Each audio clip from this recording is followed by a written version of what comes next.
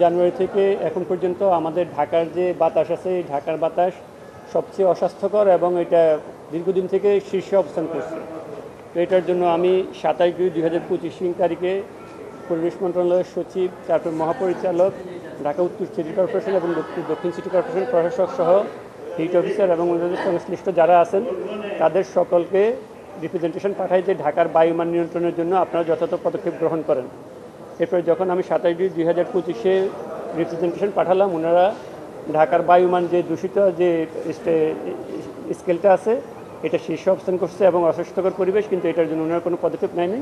তারপর আমি 25/3/2025 একটা রিপিটিশন ফাইলিং করি যে ঢাকার বায়ুমান দূষণ যেটা আছে এটা রোধ করার জন্য ঢাকা সিটি কর্পোরেশন, পরিবেশ অধিদপ্তরের সংশ্লিষ্ট যারা আছে তারা যেন এর জন্য ব্যবস্থা গ্রহণ করে।